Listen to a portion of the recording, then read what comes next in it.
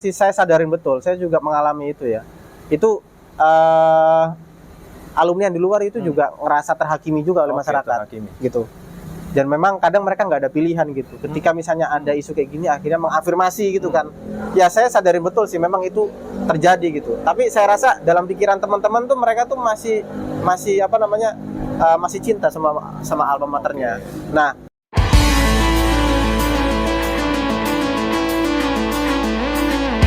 sebelum lanjut nih, saya ingin memperkenalkan diri dulu. Ya.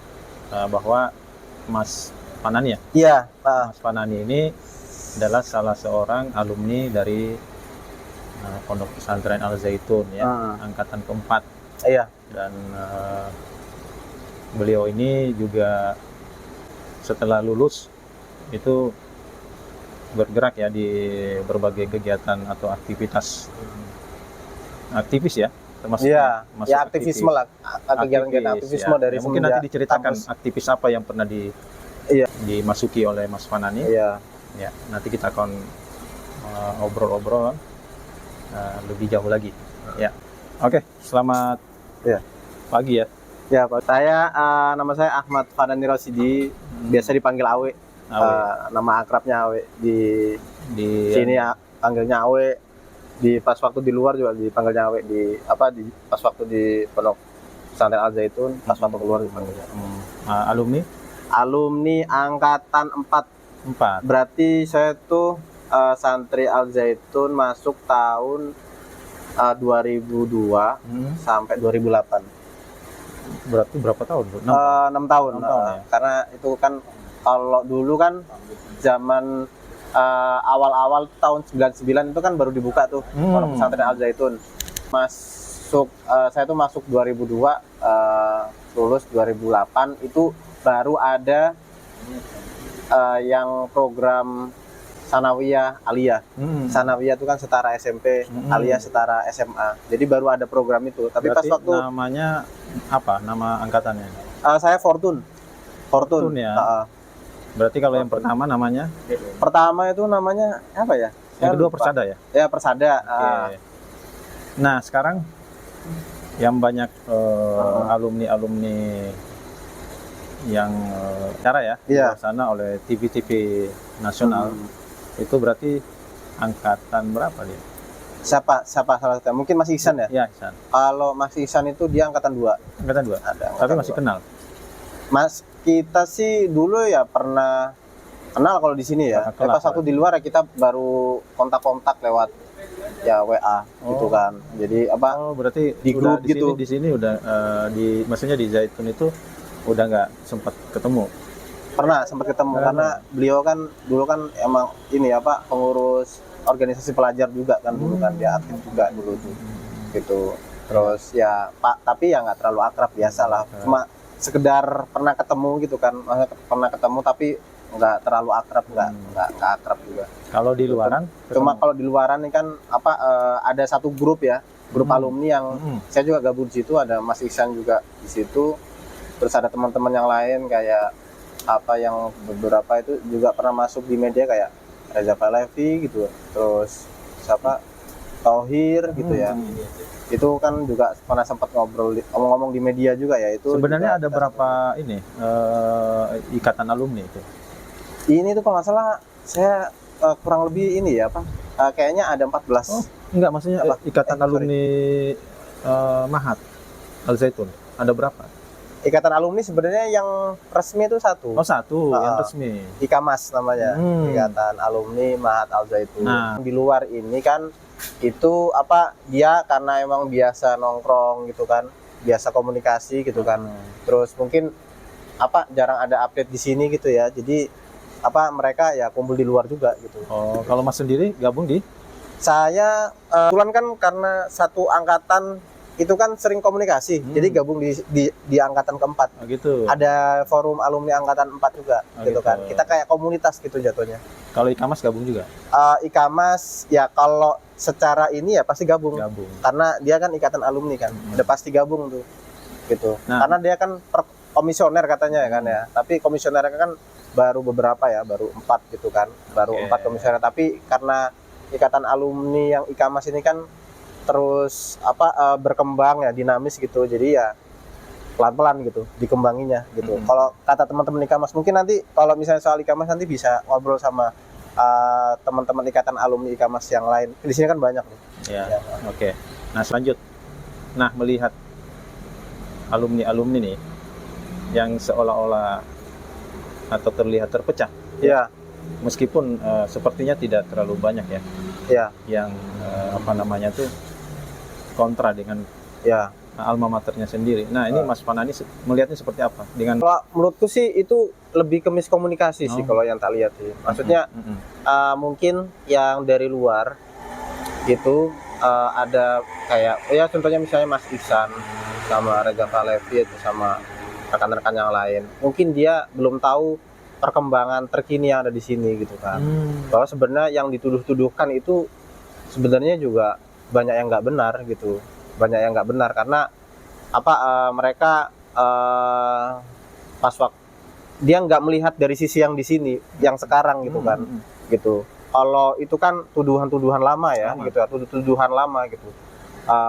Dan di sini kan banyak perubahannya sangat gratis kalau menurut saya ya. Sebagai saya juga kadang-kadang kan juga sering kesini dan juga sering ngobrol sama teman-teman yang ada di sini gitu kan gitu.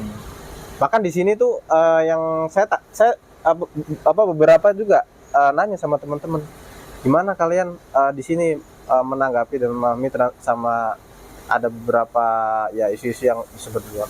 Kalau kata mereka kalau kita di sini fan-fan aja gitu. Maksudnya malah justru mereka tuh nyaman di sini daripada di luar gitu. Ya karena hidupnya terjamin ya kan gitu. Terus pekerjaannya ada gitu ya. Terus hidupnya enak di sini, maksudnya enak dalam kan sehat gitu ya, olahraga apa segala macam. Jadi pikiran sama ilmu sama semuanya dipakai dan aktif terus di sini. Jadi rasa sih kadang-kadang kan rekan-rekan yang di luar tuh nuduh bahwa alumni yang di sini tuh kayak cuma ikut aja apa kata ini. Ternyata mereka itu pilihan mereka sendiri kok gitu. Maksudnya jadi bisa berpikir kritis juga. Iya gitu kan, di sini dikasih ruang. Lah ya. Iya gitu kan gitu. Terus mereka ya kerja gitu kan. Senang malah justru gitu. Bukan ada kayak keterpaksaan itu enggak ada, malah saya justru nggak ada tuh istilah doktrin-doktrin. Nggak ada sama sekali di sini malah. Nggak ada. Justru diberikan kebebasan. Iya, malah justru yang tak tanya itu beberapa teman saya juga agak kaget juga. Lu di sini kenapa bisa milih di sini gitu kan? Kalau gue dulu kan disuruh kuliah di sini memang karena nggak mau, karena punya pilihan sendiri gitu kan. Kalau lu gimana ya? Karena gue emang kalau di luar kan daripada gue sering berantem apa gitu-gitu ya, terus kerja juga nggak jelas, mendingan di sini lebih jelas gitu kan. Terus berarti itu kan memang pilihan dari masing-masing mereka gitu kan. Dari masing-masing alumni kita. Angkatan saya itu meskipun nggak banyak yang ada di sini sampai pengabdian dan menjadi guru itu sekitar ada 9 gitu. Ada 9 alumni dari angkatan saya, angkatan 4. Kalau di jumlah yang angkatan lain mungkin nggak tahu. Saya belum tahu angkanya berapa, tapi sudah banyak sih yang ada di sini juga gitu kan. Sekitar ratusan lah gitu yang sekarang tuh posisinya udah jadi guru gitu. Berarti kan kebanyakan jadi guru. Si Mas Iksan dan kawan-kawan ini terakhir di sini tuh berarti tahun berapa? Wah pasti itu udah lama banget. Dan tapi kalau kayak Thohir dan belum pernah kesini lagi dan melihat perkembangan ya. Iya. Mungkin juga memang kalau misalnya kan mungkin selama ini baru komunikasi lewat via WA gitu, via telepon. Ya sekali waktu inilah kopdar aja gitu kan. Kopdar biar komunikasi ya. Iya gitu. Baik, masih sempat masih baik. Sebenarnya yang dituding kayak pecah gitu enggak juga. Kalau angkatan saya itu malah, kalau angkatan saya nggak tahu angkatan yang lain ya, karena saya kan lebih sering ngobrol sama angkatan saya, angkatan 4. Itu kita pas waktu ada isu-isu begini tuh ya kita sepakat kalau ada di grup ya ngobrolnya yang lain aja, karena itu kan sebenarnya pilihannya masing-masing aja, mau yang terserah, mau yang kritis kah gitu kan. Maksudnya kritis dalam artian kayak kontra gitu ya. Ya akhir-akhir ini kan banyak pemberitaan di soal alumni gitu kan. Iya. Jadi artinya para alumni ini bangun lagi ya komunikasi ya. Iya. Agar tidak ada miskomunikasi tadi kan? Miskomunikasi. Hanya miskomunikasi. Iya, memang hanya miskomunikasi gitu. Karena sebenarnya nggak ada tendensi apapun kayak misalnya di sini melarang apa gitu-gitu. Ya kan nggak ada juga. Kalau misalnya mau ke sini ya kesini aja gitu kan. Iya, iya. Gitu nggak ada larangan gitu kan, sini ini nggak ada. Iya. Kecuali memang mungkin ya perlu ada kayak ya namanya lembaga pendidikan ya, mereka kan punya tata tertib ya, aturan Prosedural, masuk prosedural gitu, bukan kayak misalnya masuk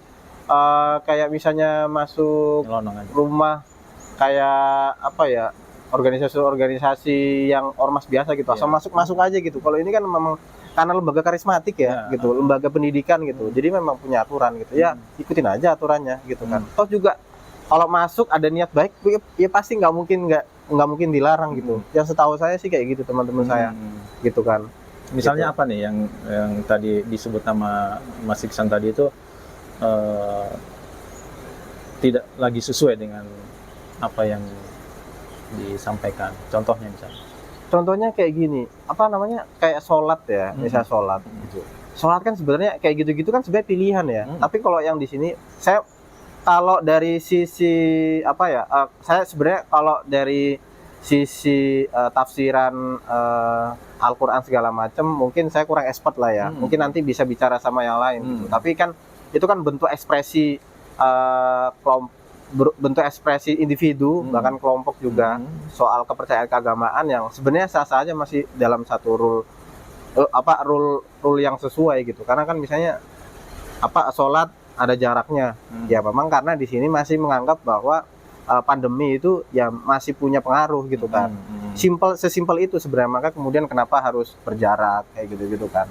Gitu. Terus kemudian ada soft depan gitu yang perempuan, itu mungkin juga istihad dari para pemuka agama di sini, atau misalnya pengasuh pondok pesantren di sini gitu. Selagi nggak keluar dari syariat gitu ya kan, gitu saya rasa sih sah-sah aja gitu. Mungkin ada beberapa perbedaan pandangan yang kayak gitu kan gitu. Dan kalau misalnya dia berdialog di sini mungkin bakalan oh iya ya gitu ya, udah berarti kan memang harus dihormati juga gitu kan gitu. Terus juga soal salam kayak gitu kan, katanya misalnya kata Mas Ihsan misalnya kan, kata Mas Ihsan ya saya dulu nggak begitu gitu kan gitu. Sebenarnya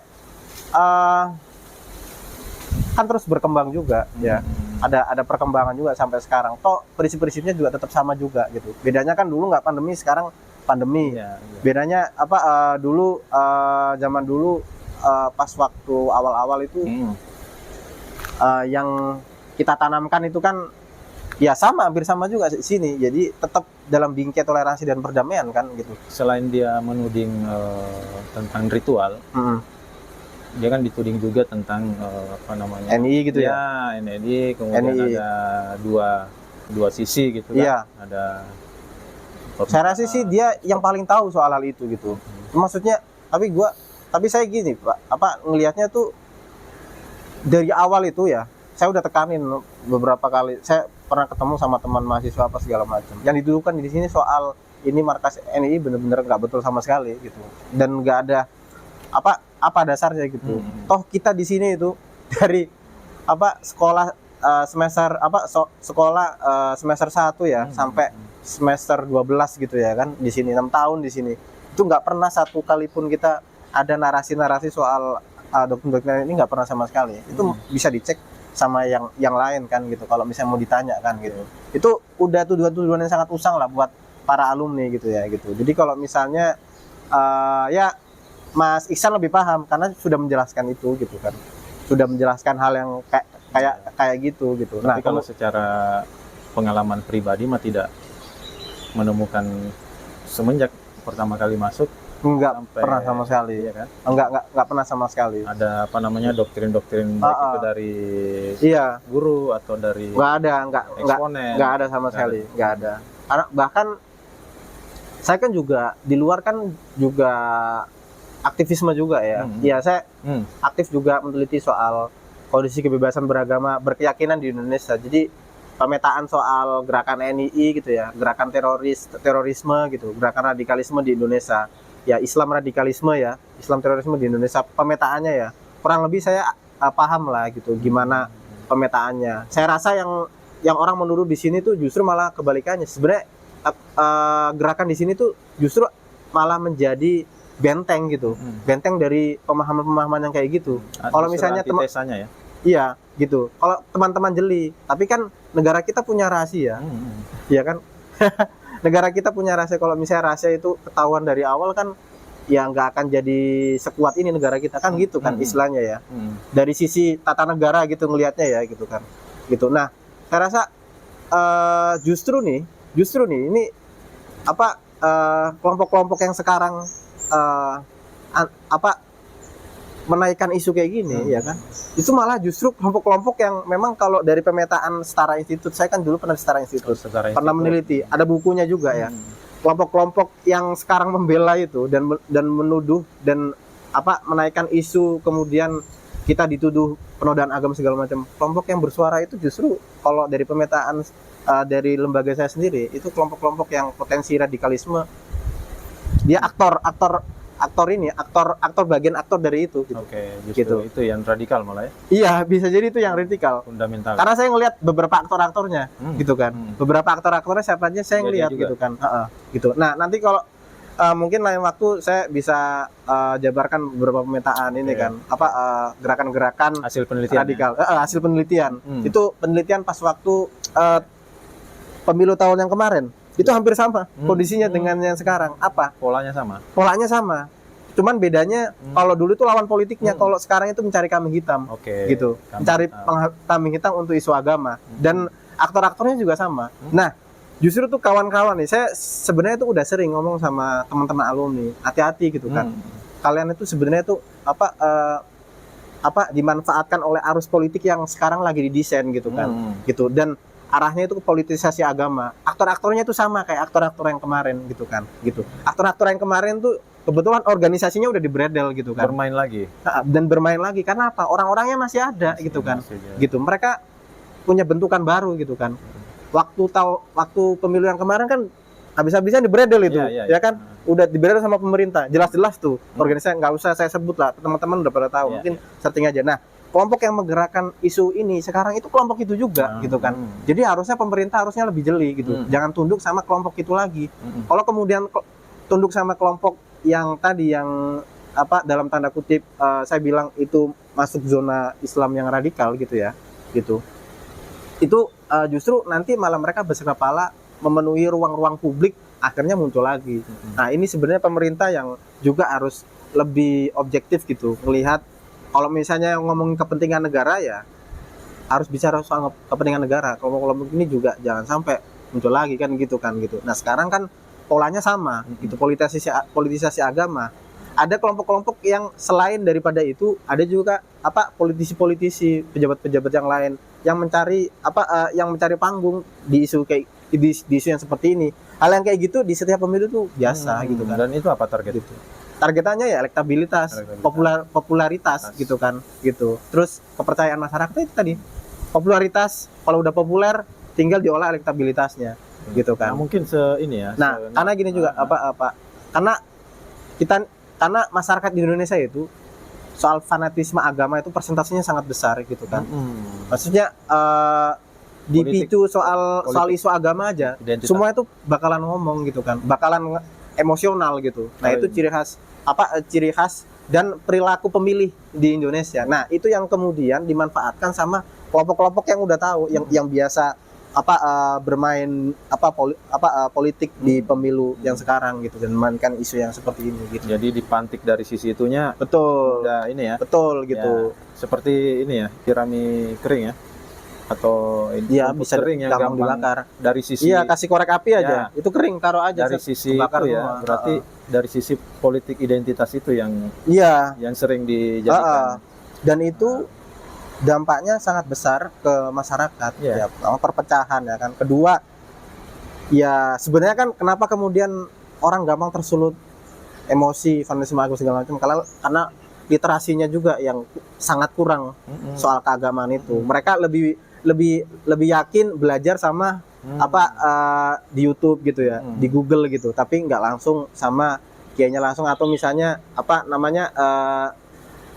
dari literatur keagamaan dibanding-bandingkan. Mungkin kalau misalnya dia banyak literasinya, mungkin persoalan soal menghargai perbedaan kayak gini menjadi budaya ya gitu. Sayangnya kan sekarang ya tingkat literasi di Indonesia aja masih rendah dibandingkan negara yang lain kan gitu. Rendah banget kita gitu. Kalau dibandingkan sama negara sebelah maka kita lebih rendah. Heran juga gitu. Padahal kita negara demokrasi kan gitu. Nah, melihat dari sisi penelitiannya tadi ya, kan adanya pasal misalnya penistaan agama. Nah, itu kan pasal ini kadang dijadikan sebagai apa ya, kayak pasal karet untuk menjerat siapa-siapa nih yang kira-kira ini kan. Nah, dari isu-isu agama yang diteliti tadi, itu seperti apa mungkin? Kalau masyarakat sipil ya, yang selama ini mengadvokasi hak asasi manusia, gitu, dan pemerhati-pemerhati yang lain melihat bahwa pasal kayak misalnya pasal penodaan agama, terus pencemaran nama baik, ya, terus undang-undang ITE, itu memang betul kata Bapak itu pasal karet yang sampai saat ini di KUHP itu bermasalah sebenarnya, yang sering diadvokasi sama kita, dan kita sudah dari jauh-jauh hari, dan sudah banyak kok sebenarnya riset-riset yang rekan-rekan masyarakat sipil buat ya soal kayak gitu, bahwa pasal-pasal ini tuh sebenarnya malah justru mengancam hak sipil politik kita gitu kan, hak demokrasi kita gitu. Terus juga kontradiksi dengan undang-undang kita, undang-undang dasar kita, konstitusi kita. Itu sangat kontradiktif banget ya. Di pasal soal jaminan negara menjamin warga negaranya untuk beragama, berkeyakinan ya. Terus kebebasan berekspresi, jaminan-jaminan itu kan sebenarnya negara itu kan harusnya tangannya itu nggak ikut campur gitu. Tapi memberikan ruang, menjamin gitu ya, gitu. Menjamin, melindungi gitu kan warga negaranya ketika misalnya dia punya kepercayaan kayak gini ya kan, terus ternyata mereka itu sedikit misalnya contohnya ya, saya pernah mendampingi kelompok aliran kepercayaan keagamaan yang dia tuh dulunya tuh lebih dahulu ada di sini daripada agama Samawi, ya kan, agama Islam ya kan, agama Kristen ya, agama Yahudi. Sebelum mereka masuk ke sini ya kan, itu sudah ada nih aliran kepercayaan ini gitu kan. Saya lihatnya gini pasal-pasal seperti ini gitu kan sangat terbuka banget dimanfaatkan untuk mengkriminalisasi kelompok-kelompok yang seperti minoritas ini. Minoritas khususnya gitu kan. Dan itu sering terjadi gitu. Itu sering banget terjadi. Penelitian kayak misalnya dulu saya di Setara Institute gitu kan mengungkapkan setiap tahun tuh pasti ada ratusan peristiwa ya soal pelanggaran kebebasan beragama berkeyakinan yang menyasar kelompok-kelompok minoritas. Khususnya karena pasal-pasal ini juga gitu. Kayak misalnya saya pernah mendampingi Islam Ahmadiyah gitu ya. Ya mereka kena pasal ini juga kebanyakan gitu kan. Gitu. Dan pasal ini tuh multitafsir gitu. Sangat syarat sekali bisa dimanfaatkan oleh tirani mayoritas yang bisa mempengaruhi kekuasaan gitu kan, gitu. Dan bahkan cukup tirani mayoritas saja. Misalnya nih kita Islam misalnya nih Islam Muhammadiyah gitu kan, atau Islam NU yang paling besar gitu. Ketika ada orang lain yang berbeda gitu kan, ada kelompok tertentu yang nggak suka sama ini gitu kan, diletupin aja gitu kan. Oh ini kan sangat multitafsir banget gitu. Masa apalagi kita cuma dengan fatwa ya? Iya gitu. Apalagi fatwa. Fatwa juga agak riskan, posisi hukumnya di mana gitu kan. Itu kan. Tapi itu sering dijadikan sering banget untuk mengkriminalisasi kelompok-kelompok minoritas. Ya mungkin sekarang ya Al-Zaitun lagi apes gitu ya kan, kena itu gitu ya. Kena pasal itu gitu kan, pimpinannya gitu. Gitu. Karena kelompok-kelompok yang lain udah sering banget kena yang kayak beginian gitu kan. Gitu, dan itu kalau misalnya ada nih, kita nih mayoritas gitu kan. Ada yang berbeda 1, 2, 3 gitu kan. Wah, ini sesat nih gitu. Cukup gitu aja dipantik di media gitu kan. Udah bisa jadi pasal gitu. Terus bisa jadi pemidanaan. Kan bahaya gitu. Iya, betul. Bahaya. Apalagi sudah masuk ekspresi ini ekspresi politik gitu kan. Mungkin maksudnya gini potensinya itu bisa ke arah sana gitu kan. Kalau ini tuh diafirmasi gitu kan. Hal-hal yang kayak gini terus diafirmasi gitu kan. Hal-hal yang sebenarnya itu justru ini yang mengancam demokrasi kita, diafirmasi sama kita sendiri. Akhirnya besok-besok ya bisa jadi ada pasal-pasal yang pembatasan kebebasan berekspresi politik gitu kan. Ini ekspresi agama, sekarang ekspresi politik. Bisa jadi nanti ke depan kayak gitu. Makin lama negara kita makin balik lagi ke sebelum area reformasi, dan itu kan bahaya. Itu Ya. landasan untuk menghukum. Selama ini kan terus kelompok-kelompok masyarakat sipil ini kan terus mengadvokasi pasal-pasal karet itu gitu. Nggak cuma pasal penodaan agama ya, juga kayak undang-undang ITE gitu ya, yang sering dijadikan pemidanaan yang membatasi suara-suara keras ke pemerintah misalnya. Itu kan yang sering terjadi tuh. Nah, kita dari masyarakat sipil ya, yang tergabung masyarakat sipil itu kan di dalamnya ada banyak, Pak, gitu. Jadi ada NGO hak asasi manusia, ada komunitas juga gitu, yang terdiri dari kelompok-kelompok yang korban bahkan gitu kan, atau kelompok-kelompok yang individu-individu terdidik masuk di kelompok itu gitu kan gitu. Terus ada juga dari organisasi-organisasi keagamaan ya, kayak kayak JAI, Jemaah Ahmadiyah Indonesia, terus kayak PGI gitu-gitu kan. Itu kan juga resah dengan pasal-pasal kayak begini, karena sangat tendensius banget gitu ke tirani mayoritas gitu. Nah, itu sering sih kita pas waktu pembuatan RKUHP kan sering disuarain advokasi yang kayak begini gitu kan. Cuma melihat seperti itu ya, yang Mas Fanani nih yang wawasannya udah luas, melihat banyak sisi gitu kan. Nah, alumni-alumni kan banyak yang belum sampai ke situ pemahamannya. Ya. Nah, bagaimana nih Mas Fanani mengimbau atau mengajak lah alumni-alumni di luaran sana yang banyak itu agar berpikiran sama dengan Mas Fanani melihat secara global gitu kan permasalahan yang menimpa Al Zaitun. Ya, tetap terus terus makin kuatkan silaturahmi, komunikasi, dan coba perspektifnya itu ditaruh dari sisi yang lain gitu. Bukan dari sisi dia aja gitu, tapi dari sisi sini. Dari sisi yang sini gitu kan, dari sisi yang sebenarnya itu kita itu sadar nggak sih kalau kita itu sebenarnya dikorbankan gitu sebenarnya dalam peta kayak gini. Tapi teman-teman nggak paham. Justru yang di sini tuh dianggap pelakunya. Justru itu bener-bener nggak betul gitu. Bener-bener nggak betul logika kayak gitu. Itu kan yang saya tangkap ya dari kawan-kawan gitu. Makanya ketika misalnya teman-teman diuji kebijaksanaannya, ya dengan apa? Itu dengan coba sudut pandangnya itu, coba misalnya kalian nih sudut pandangnya dirubah nih dari sisi mereka yang angkatan saya yang bener-bener meluangkan waktunya, jiwa raganya di sini, mengabdi di sini gitu kan. Coba cara pandangnya itu dirubah di sini. Jadi akhirnya nanti kan kemudian bisa dibentuklah dialog gitu kan. Dialog yang saling memahami gitu kan. Kayak gitu. Jadi saya rasa sih itu sih yang perlu ditekankan gitu. Kalau misalnya ya coba melihat dari sudut pandang yang kawan-kawan alumni di sini ya kan? Alumni di sini misal gitu kan. Bagaimana gitu. Misalnya dampak yang ditimbulkan dari misalnya isu-isu seperti yang paling viral ini tentang santri yang boleh atau santri yang boleh melakukan zina kemudian bayar sekian juta rupiah. Itu kan sangat berdampak sekali kepada santri dan berdampak sekali kepada alumni di luar sana. Yang mana banyak alumni yang jadi misalnya oleh masyarakat itu di stigma. Nah, ini mereka juga harus berpikir. Sama juga ya. Sama juga gini, Pak. Sama juga memang sih saya sadarin betul. Saya juga mengalami itu ya. Itu alumni yang di luar itu juga ngerasa terhakimi juga oleh masyarakat gitu. Dan memang kadang mereka nggak ada pilihan gitu. Ketika misalnya ada isu kayak gini, akhirnya mengafirmasi gitu kan. Ya, saya sadarin betul sih memang itu terjadi gitu. Tapi saya rasa dalam pikiran teman-teman tuh mereka tuh masih masih cinta sama alma maternya. Nah, saking cintanya ada yang kemudian sampai kontra gitu kan. Dilemparlah ke pimpinan gitu kan gitu. Itu sebenarnya yang salah tuh.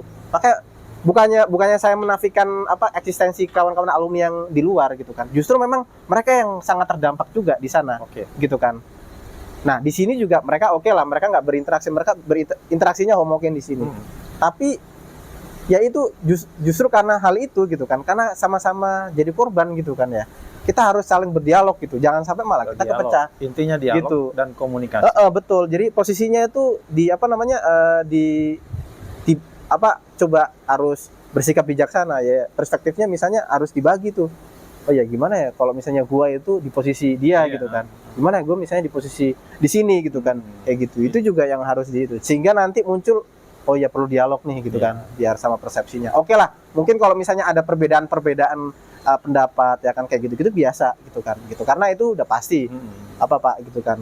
Perbedaan pendapat apalagi alumni kan beragam backgroundnya kan gitu kan. Kita bahkan beragam. Ada yang nggak paham apa-apa soal kondisi di sini. Sejarahnya gimana sampai terbentuknya Al Zaitun kayak gini kan bener-bener nggak paham sama sekali gitu. Ada juga dan itu mayoritas gitu kan. Itu mayoritas itu. Nah itu juga dengan isu kayak gini mereka nggak paham gitu. Mereka ngikutin arus saja. Kadang malah mengafirmasi isu yang di luar. Nah saran saya sih teman-teman coba dari perspektif sini gitu kan. Kayak gitu. Tapi saya rasa sih mereka sudah sebagian besar udah melakukan itu sih.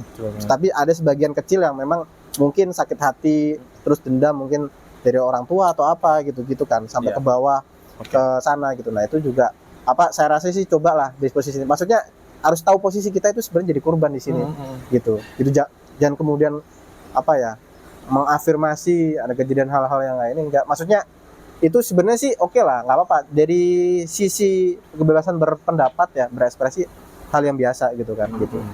Ya biasa kita hargai aja, tapi harusnya lebih bijak lah gitu kan. Gitu. Intinya jangan ego ya. Iya, jangan ego gitu. Dan juga jangan terlalu dendam sampai akhirnya pakai kacamata kuda. Padahal harus tetap banyak sisi baik akal sehat. Iya, iya. Karena kalau udah kacamata kuda kan semua dianggap buruk semua. Satu gitu sisi kan. udah. Padahal dia pernah ada di sini gitu kan gitu. Kita di sini kan tumbuh bersama. Ya secara emosional, psikologis gitu ya kan. Secara keilmuan kita tumbuh bersama di sini dulu pernah tumbuh bersama gitu kan gitu. Jadi sekarang kalau diingat ya inget-ingetin dulu lah gitu. Terus kalau misalnya akhirnya di sana punya kesimpulan sendiri, coba dikonfirmasi dulu di sini. Dulu sama sekarang beda gitu kan, beda banget gitu. Istilahnya tuh reborn gitu loh. Lahir kembali. Sebenarnya Al Zaitun sekarang itu kan sebenarnya lahir kembali gitu kan, gitu.